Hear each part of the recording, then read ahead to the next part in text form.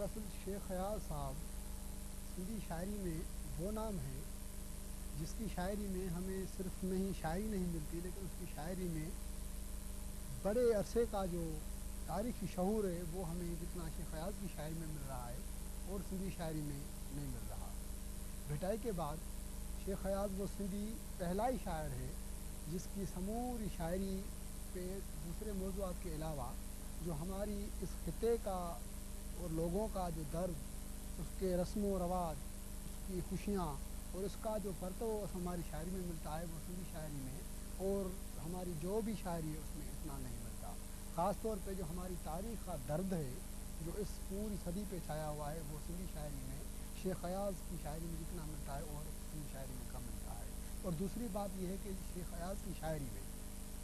شیخ خیاض وہ کی شاعری میں وہ پہلے ہی شاعر ہیں جس نے ہمیں اتنے الفاظ دیے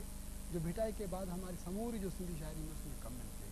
اور بھٹائی کی شاعری کی یہ اہم خوبی ہے کہ اس نے مروجہ اور غیر مروجہ الفاظ کا اتنا ذخیرہ دیا ہے جس پہ ہم فخر کرتے ہیں کہ اتنے الفاظ ہماری اور سموری شاعری میں نہیں مل رہے جتنی شیخ خیاض کی شاعری میں مل رہے ہیں۔ اور موضوعات کے حوالے سے، جغرافی کے حوالے سے، تاریخ کے حوالے سے، مختلف لب و لہجے کے حوالے سے ہم جب خیاض کی شاعری کو دیکھتے ہیں تو اس میں مختلف علاقوں کے، اس خطے کے مختلف لہجے اور مختلف جو ہے الفاظوں کے اسٹائل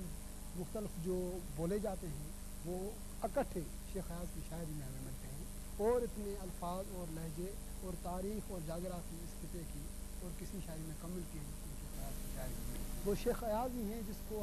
جس کا ہم نے مطالعہ کیا اور اس کے بعد ہم نے لکھنا سیکھا۔ ہمیں یہ فخر ہے کہ ایاز ہمارے پورے نسل پہ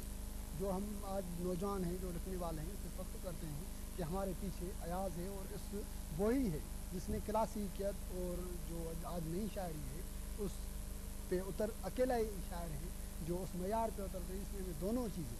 کلاسیکیت اور آج کی نئی شاعری ہے بالکل ماڈرن شاعری جو ہمیں ملتی ہے وہ فقط شیخ خیاض میں ملتی ہے۔ کہنے میں اس میں کوئی گنجائش نہیں کہ شیخ خیاض اس دور کے سندھی کے تو کیا اس خطے کے تمام بڑے شاعر ہیں اور بڑے شاعر کی یہ جو ساری خوبیاں ہیں وہ اکٹھی شیخ خیاض ہیں۔ اور یہ سب سے بڑی بات جو ہم نوجوانوں یا ہمارے جو نسل جو لکھنے والے ہیں اس پہ متاثر کر رہی ہیں وہ ہیں شیخ خیاض کی جو اصناف سخن۔ ایاز صاحب نے جتنی اصناف سخن پہ کام کیا ہے وہ بہت انداز ہے، اس کے بہت انداز ہے اور اس کے بہت جو ہیں وہ ہیں۔ مثال ہماری کلاسیک کی صنف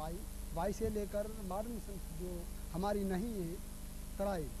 یہ ساری اصناف سکون جو ہیں وہ ایاز کے قلم سے نکلی ہیں اور اتنی خوبی سے نکلی ہیں کہ ہم نے آپ جب ایاز کے ترائل پڑھیں گے تو مجھے یہ کہنے میں کوئی نہیں ہو رہا کہ وہ جو خود لکھنے والے ہیں فرینڈ ترائل اس سے بھی اچھے جو ہیں وہ شیخ خیاض سندھی میں ترائل لکھے ہیں۔ اس کا جو نیا مجموعہ آیا ہے اس میں جو ترائل ہے وہ محسوس نہیں ہو رہا کہ یہ کوئی باہر کی اصناف ہے یا کوئی دوسری ہے، وہ بالکل نج اور یہاں خطے کی لگ رہی ہے۔ اس میں اس خطے کا درد، اس خطے کی خوشیاں، اس خطے کے رسوم و رواج سارے جو ہے وہ ان میں مل رہے ہیں۔ اور وائی ہے، بیت ہے، ہائیکو ہے۔ ہائیکو خود ایاز کے ہم جب پڑھتے ہیں تو اس میں بھی جو شیخ خیاض صاحب ہیں وہ بالکل نمایاں اور ہائیکو جاپان والے اب سندھی جانتے ہوں تو وہ بھی دیکھیں گے کہ یہ ہماری صنف نہیں ہے، شاید یہ سندھی کی صنف ہے۔ اور بڑی بات یہ ہے کہ اس میں وہ ہماری کلاسیکیت جو بیت سے ملتی ہے وہ ساری ماڈرن جو یہ اصناف سکون ہے اس میں شیخ خیاض صاحب نے ڈال کے یہ سندھی شاعری میں بالکل انوکھا